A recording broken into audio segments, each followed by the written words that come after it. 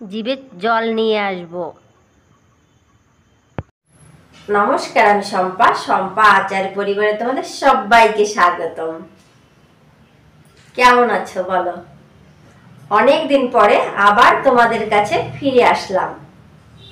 ভাবছি এবার প্রতিনিয়ত ভিডিও করব।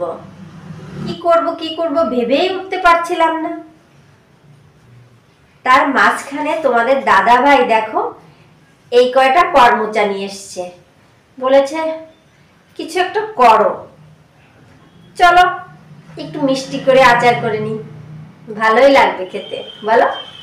এখানে তো কর্মচা পাওয়া যায় না, তারপরেও দেখো উঠেছে মাত্র 30 টাকা দিয়ে এই কয়টা কর্মচা নিয়ে এসছে। কি করব, খেতে তো ইচ্ছে হয়।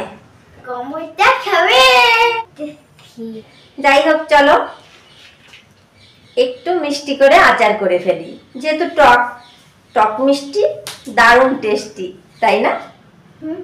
চলো তাহলে শুরু করা যাক। এইভাবে সবগুলো কর্মচা আমি ধুয়ে নিচ্ছি।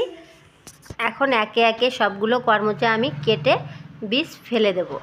দেখতে থাকো আর দেখো, আর আমার কিছু গল্প শোনো।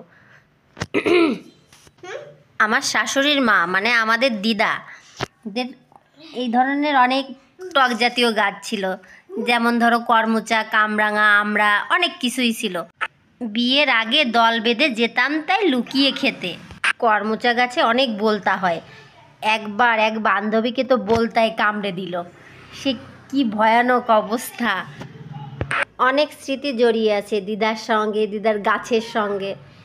কি বলবো, খুবই খারাপ লাগছে। দিদা দাদু দুজনেই চলে গেছে আমাদের ছেড়ে অনেক দূরে, ফিরে না আসার দেশে।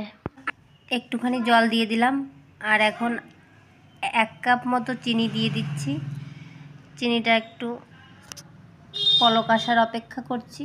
এখন একটা শুকনো লঙ্কা দিয়ে দিলাম। এখন দেব একটু লবণ।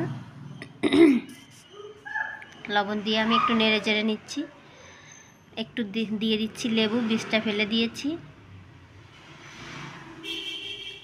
লেবুটা দিয়ে একটু নেড়ে চেড়ে নিই। চলো এখন কর্মচাগুলো দিয়ে দেবো। দেখো কর্মচাগুলো অনেক লাল। ভালো করে নেড়ে চেড়ে নিই। নেড়ে চেড়ে আমি একটুখানি জ্বালাতে থাকি মিডিয়াম আঁচে। মিডিয়াম আঁচে আঁচ দেবো, আর ঘন ঘন নাড়তে থাকতে হবে যাতে ধরে না আসে। চিনিটা একটু লাল লাল হয়ে যাবে, আর কর্মচা থেকে কালারটা ছাড়বে। কালারটা অন্যরকম দেখো এসেই গেছে। আমি খুবই ভালো লাগছে কালারটা।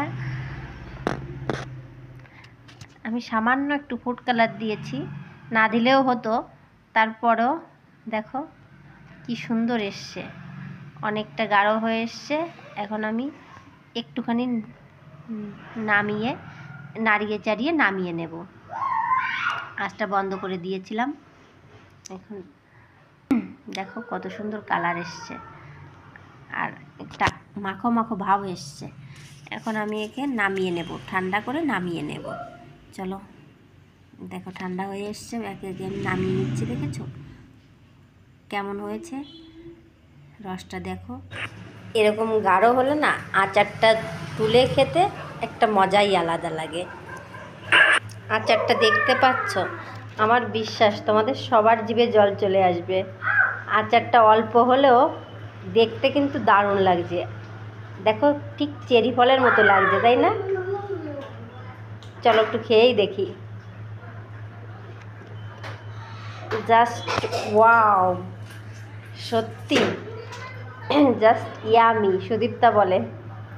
দেখো আচারটা দেখো। ভালো থেকো, সুস্থ থাকো, নতুন করে আচার এমন মাতিয়ে রেখো। একটু তুলে খাও, খুব ভালো লাগছে দেখো।